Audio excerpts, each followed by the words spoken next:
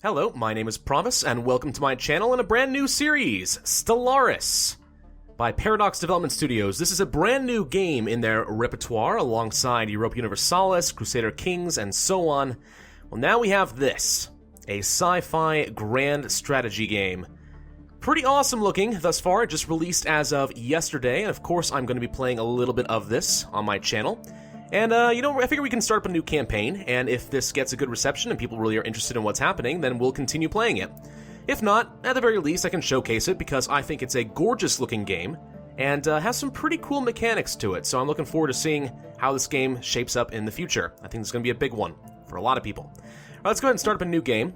So, I did take the liberty of creating a few new races. You can see we already have some of these based into the game right away, but I created 4 new ones: the Bakturian Collective, the Husko Divine Principality, the Lost Colonies, and the Adix Ascendancy.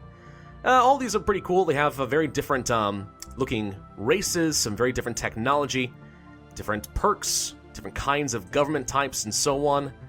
Pretty awesome. We're going to be playing as the Bakturian Collective in this particular game. These are molluscoids. They are militarist, and they are fanatic materialists. They are sedentary, so they do not want to migrate very often. And they are solitary. They generally prefer to be kind of on their own. They don't really like it when a lot of other nations come nearby. They are, however, a very industrious and intelligent race. They're just kind of, introverts. That's really all it is. We do prefer arid worlds, I should say. We have mass drivers, wormhole technology, and this is what our ships kind of look like. We are a despotic hegemony. Better research speed and better survey speed. And each ruler can build an elite assault army. Do I have any idea what that means? No! I have no idea if this is a good build-up or not. But it looks kind of cool. So we are going to give it a shot. So let's see. A 600-star medium map sounds pretty large, but okay, we'll go with it for now. Galaxy shape, elliptical. I'm going to go with spiral because I think that's kind of cool. Let's have up to 22? 20, let's just do 20. Straight up 20 AI empires. There are 4 advanced AIs automatically built in. Difficulty will be normal for now. We'll have any FTL method allowed. And no, we will not be playing an Iron Man. So this is going to be pretty much a blind playthrough for me because the game has only just recently been released. There's not a lot of guides, not a lot of content out on this yet. Some people, who are in the know with Paradox a little bit more have had their chance to play this game and do some videos long before I have, and I've been watching those and trying to learn what I can. So I know a teensy bit about the game, but this is definitely my first ever attempt. I'm guaranteed to make some mistakes. You guys are welcome to leave comments making suggestions, telling me what I'm doing wrong. That's fine. Just, if you're the kind of person who tends to have their butt clench every time somebody makes an error and doesn't know what they're doing, this may not be the series for you. That said, I will do my best nonetheless. Alright, the Bakturian Collective. In the eons since the first primitive Bakturian communities took shape in the dry canyons and mesas of Elam, our civilization has spread and prospered. Despite our rapid progression through the technological ages, as a species, we were fragmented and inefficient. A new system emerged during these chaotic times that delivered us from superstitious beliefs and brought order to society. Some resisted this change out of irrational fear, but after several pacification wars, they too became productive components of a greater whole. Now, after the successful creation of artificial subspace wormholes, the finest minds of the Bakturian Collective have finished construction of the first wormhole station at the edge of our system. The stars themselves are finally within our grasp. Begin! Overlord. I am Thea. Oh, it appears we are going to be having this stuff. I would say this is useful. I'm going to have tips, but I don't really want to listen to him the entire time because he'll get pretty annoying. If I were playing on my own, I absolutely would do that, but oh well, I don't want to upset you guys. So, welcome to our solar system. Can I look at the galaxy? Is there a... Hang on, is there a hotkey for this? E. There we go, okay. So this is where we are in our spiral galaxy. This little Bakturian Collective, and here is our home system. Alright, so it looks like we have our own little home planet right here, Elam. We have a construction ship, we have a science ship, we have a space station, and we have a few corvettes, 3 specifically, 3 corvettes, all kind of tied together, ready to go. This is our solar system. We have a few small planets. I don't see any moon around my particular planet, but we see a couple over here and so on. We're going to want to explore as much as we can. Not only our own system, but eventually we're going to want to start working out to some of our neighboring systems and find out what kind of resources are available, possibly find new worlds to colonize and expand our species, And then we'll want to explore the galaxy as a whole, meet other races, forge alliances and federations, crush and enslave others, etc., etc. That's just kind of how this works. Alright, so, let's go ahead and get started with some technology, because I see these pop-ups, and we always want to deal with pop-ups first. So unlike EU4, which is kind of a historical-based game, so you already kind of know where the map is, you know where other nations are, you know what technological path you're going to follow, because this is a sci-fi game with a futuristic twist to it, the sky's the limit. There's a lot of variation as far as the different species and what kind of path you can follow. Research is one such option. I don't really need to know about this, thank you. I think I told you to only do tips, but you apparently decided to talk anyway, so shut up. Alright, we have physics, society, and engineering. These are the three different types of research. Starting off with physics, we see that there are three different kinds of technology that we can start researching right now with this guy, a Drimga. He has a base 7% research speed. He has 2% himself, and then the Despotic Hegemony is giving an extra 5, so that's okay. We can choose one of these three, and then once he's finished, new options will become available to us. Not necessarily always the same as we had before. We could go for quantum theory, which would unlock the physics lab, which would allow us to produce more, well, science, society, and engineering research. It's okay. The orbital energy conversion allows for a module to be added on to our space station to make energy, which is a resource we need. And fusion power would allow for fusion reactors that allow for extra power in our ships, which would allow us to fund or power up more modules. I think I'm going to go for the physics lab to start off. We'll go for a pretty strong research focus and see what we can do after that. By the way, you can see here that Adrimga does have an expertise. He is specialized in voidcraft. So anytime we are going to research a kind of tech that has the little symbol of voidcraft here, he'll be able to go a bit faster, 10% faster. So we're going to stick with this for now, but that's something to pay attention to. This guy is specialized in biology. We'll keep that in mind. There are no biology options, so it doesn't matter. We could go for New Worlds Protocol, which unlock the colony ship, as well as an edict, which we haven't looked at yet. Capacity overload. Tempting, but I'm not sure if we want to start off that way. Planetary unification would allow for extra influence. We'd also be able to have more edicts, propaganda broadcasts for happiness. And then centralized command, less army upkeep. Also a military academy. I mean, I really kind of want planetary unification. I feel like the extra influence might be really good. I feel like most people would go for the colony ship, but I suspect this technology is going to be available to me anyway, and I need to build up a base economy in my starting system before I expand too aggressively. So let's go ahead and go for the planetary unification and see what happens from there. I probably am already making mistakes and you guys are screaming at me. I'm so sorry, it's a new game, it's a learning process. And then for engineering, we have powered exoskeletons, extra minerals, and army damage. 5% minerals is kind of cool. Defense platforms, available for our space stations, and engineering facilities, which again does more research. You know what, I'm already doing some research stuff, so why don't we go ahead and focus on the minerals, make sure that we get a strong economy. Now, what am I talking about when I say economy? Well, we have a few basic resources to work with. So this is the research. We can see we're making 5 physics research, 5 society, and 5 engineering. These will go up as we build more buildings, get more research stations, and whatever else. And then we have these. Energy credits, which is kind of just your money, pays for your maintenance and such. Minerals, which is required to build just about anything. And influence.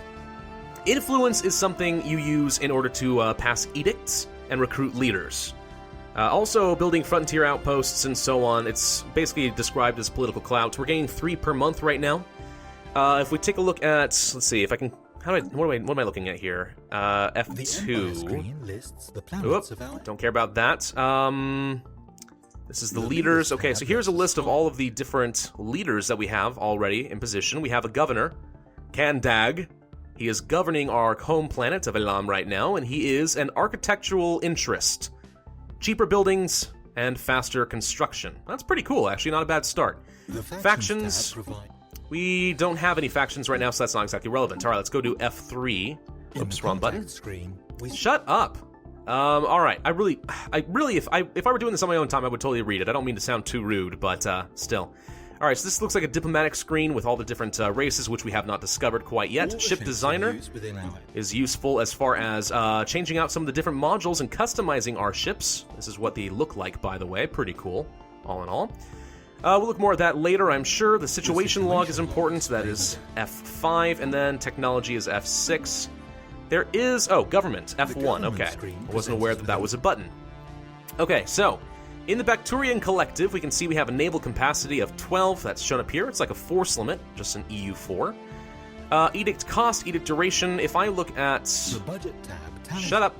If I look at all of this stuff, policies, these are edicts. Okay, this is what I'm talking about when I say influence. So we can change some of our various different policies when it comes to things like a war economy. Slavery is currently prohibited, but we could make it allowed. So on. Do we purge other races and stuff from our planets? Blah, blah, blah. Orbital bombardment. Are we allowed to attack the civilians, or are we just going to do light bombardments that minimizes damage? So on and so forth. All important. And then the edicts themselves cost influence per month. These are kind of like the policies or the acts that you have in EU4 from the idea groups. So we could spend 1 influence per month in order to pass, let's say, information quarantine. This would give us more ethics divergence. I'm not entirely sure what that is, but it would also slow down our research speed. Encouraging free thought would increase our research speed by 10%, but again, this ethics divergence, I think this has... I actually don't know exactly what ethics divergence does. That would be something worth looking up at some point.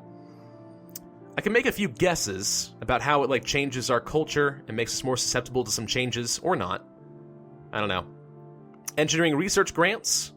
So we could get rid of basically some of our society and physics research in order to increase our engineering one significantly, and so on. But these are all the edicts that we have available to us right now. These are our demographics. You can see that our population affects because of Overlord Malungard, who I believe is actually our leader right now. Let's see, government. Yes, okay. So I said that we had a governor over Elam, yes? If we look at him...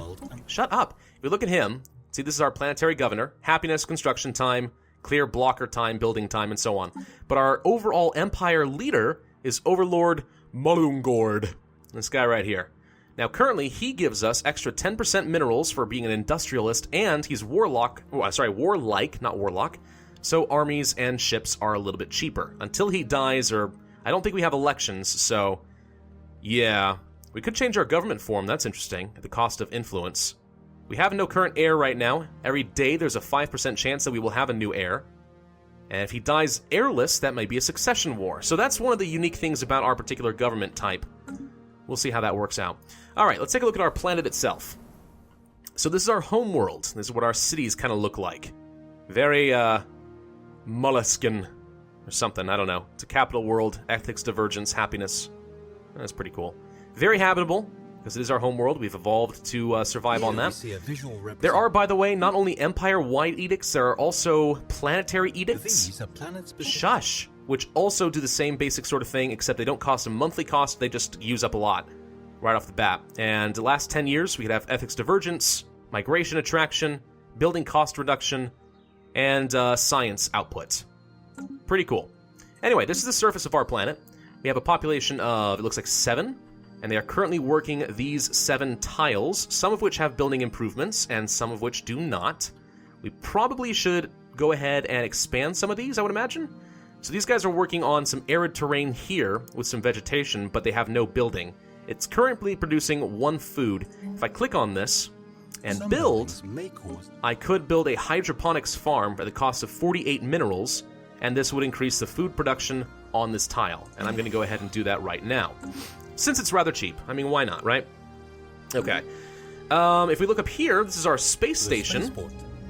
Shh, thank you. If we look at our space station right here, we can see that we do have an empty module slot, but it already has a projectile defense module, so it's able to shoot things that get nearby.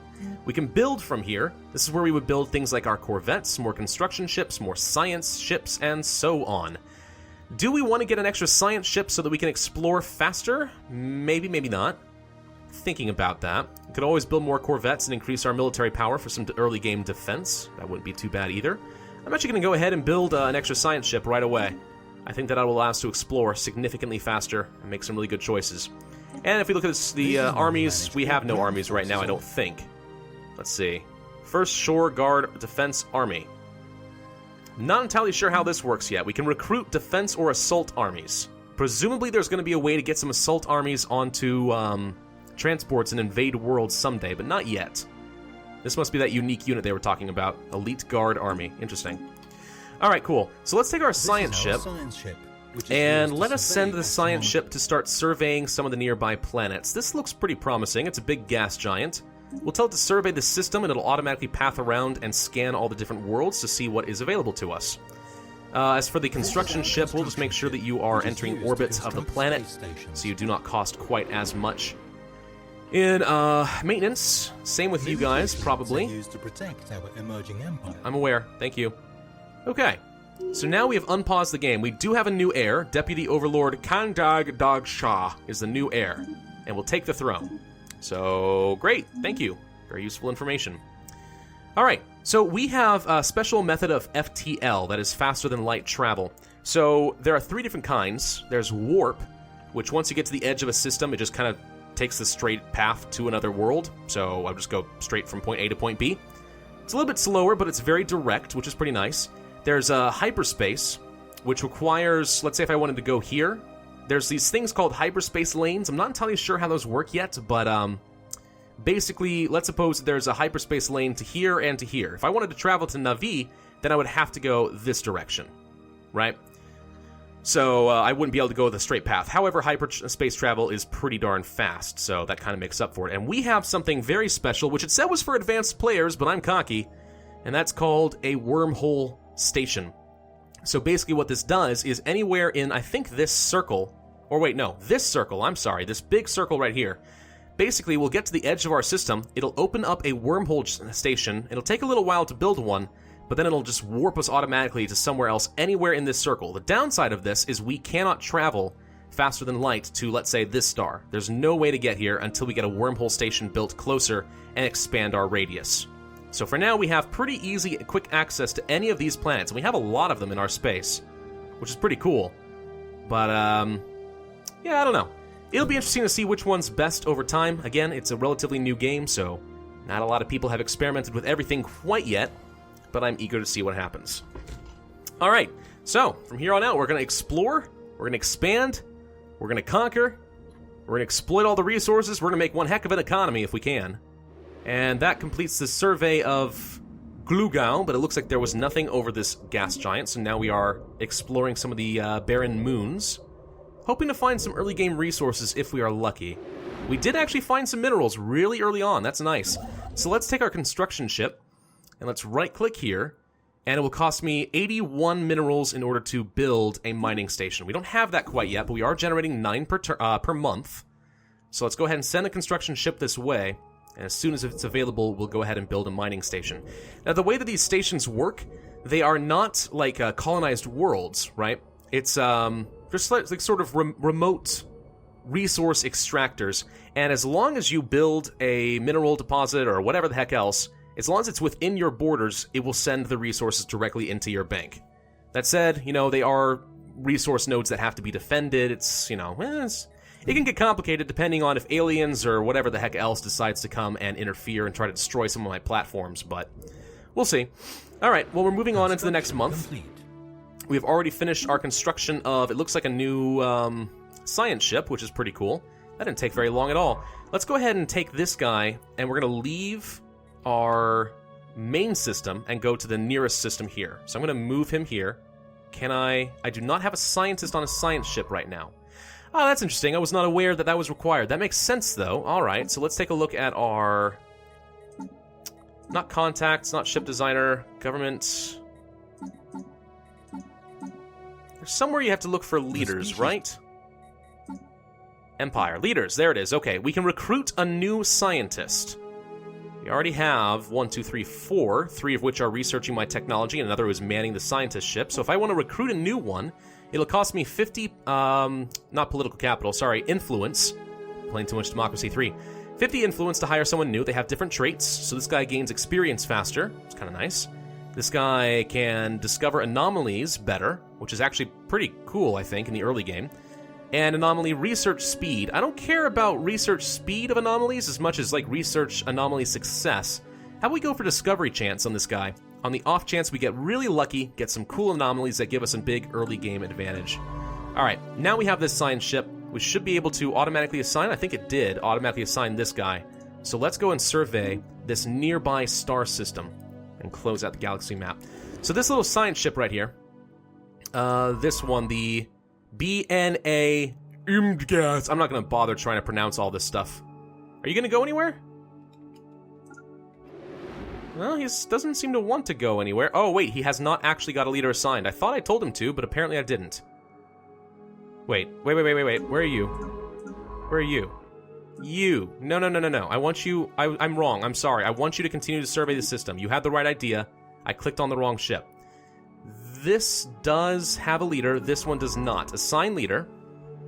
He is available, and this is the Anomaly Discovery Chance guy. Okay, now we're in good shape. Sorry. Let's go ahead and pop out here and tell this science ship to go and survey. Perfect. Now, this construction ship, do you have enough minerals now in order to build? I think you might. Oops. Okay, let's grab the planet. Nope. Grab the planet!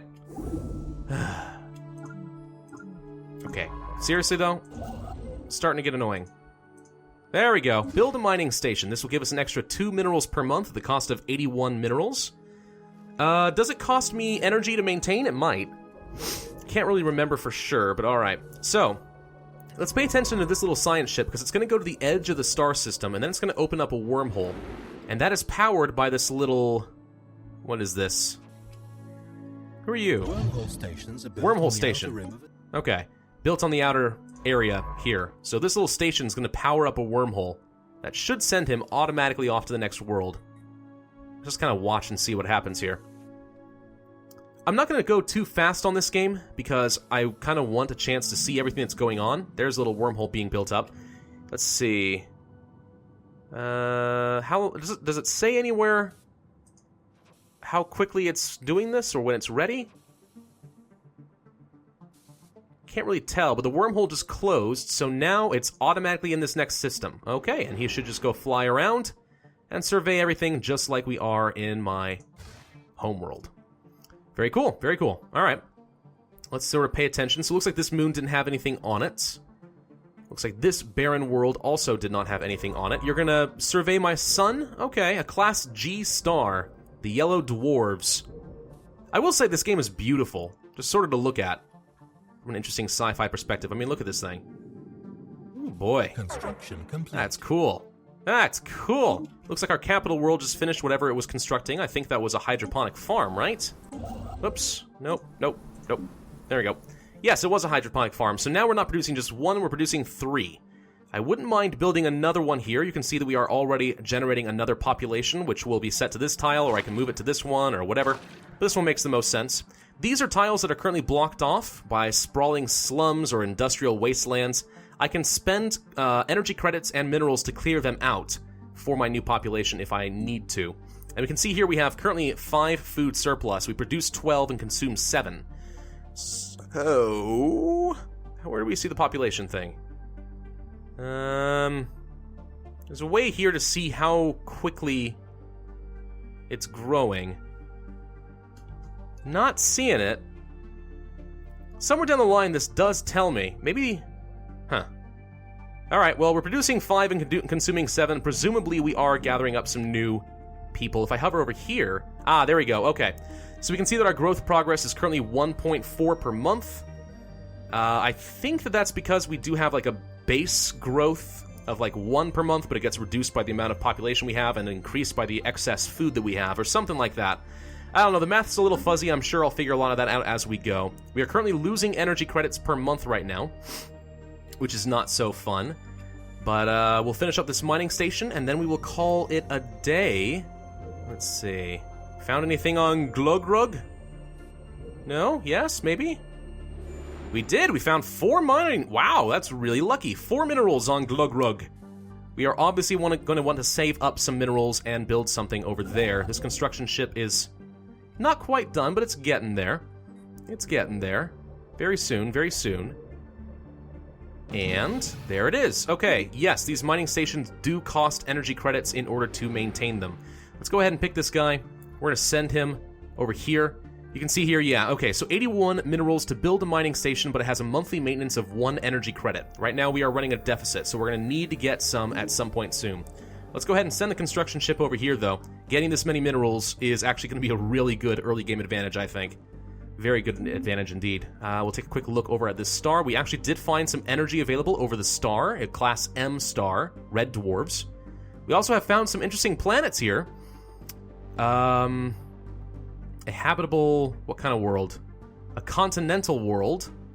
And another continental world. 2 continental worlds, but we can't colonize these yet because they are not hospitable to our species. Maybe someday that will change. For now, I'm going to call this video here. This is our entry into Stellaris, brand new game by Paradox. I hope you're excited about this. I certainly am. If you enjoyed this video, then I ask that you hit that like button, leave a comment with some suggestions for the early game, and of course subscribe for my future content. I'm going to release one more of these today, and then I'm going to be moving on for the rest of the week. Thank you for watching. I'll see you next time.